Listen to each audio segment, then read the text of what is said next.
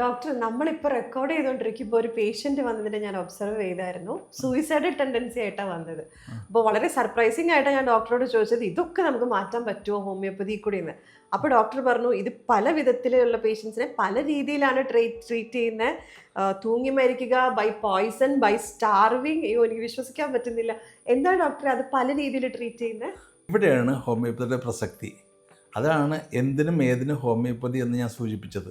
ഇപ്പൊ പേഷ്യന്റ് വന്നല്ലോ, ആ കുട്ടി മോളിൽ നിന്ന് ചാടി മരിക്കാൻ ശ്രമിച്ചു എന്നാണ് പറഞ്ഞിട്ട് അതിനൊരു മരുന്ന്, പോയ്സൺ കഴിച്ച് മരിക്കുകയാണെങ്കിൽ മറ്റൊരു മരുന്ന്, ഹാങ് ചെയ്യുകയാണെങ്കിൽ വേറെ മരുന്ന്, ഷൂട്ട് ചെയ്യുകയാണെങ്കിൽ വേറെ മരുന്ന്, അങ്ങനെ സെപ്പറേറ്റ് ഓരോ വ്യക്തികൾക്കും പ്രത്യേകം മരുന്ന് ഹോമിയോപ്പതിയിലുണ്ട്.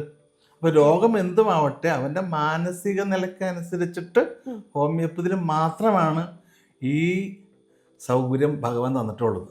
അത് അവിടെയാണ് ക്രിസ്ത്യൻ സാമുവൽ ഹനുമാനെ നമ്മൾ സ്മരിക്കേണ്ടത്.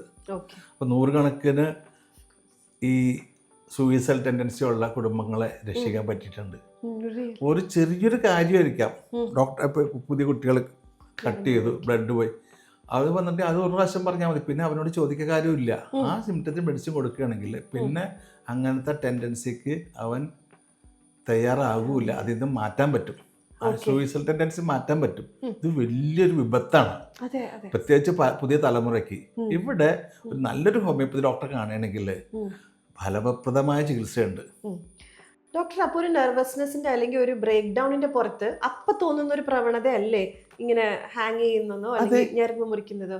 അത് വീണ്ടും അവർ അത് തന്നെ ചെയ്യുള്ളൂ എന്നാണോ? അത് തന്നെ ചെയ്യാനാണ് കൂടുതൽ സാധ്യത. അപ്പൊ അവർക്ക് നമ്മൾ കേസ് ടേക്കിംഗ് നടത്തി അതിനുള്ള പ്രത്യേക മരുന്ന് കൊടുക്കുകയാണെങ്കിൽ ആ ടെൻഡൻസി അവരിൽ നിന്ന് വിട്ടുപോകും. ഓക്കെ.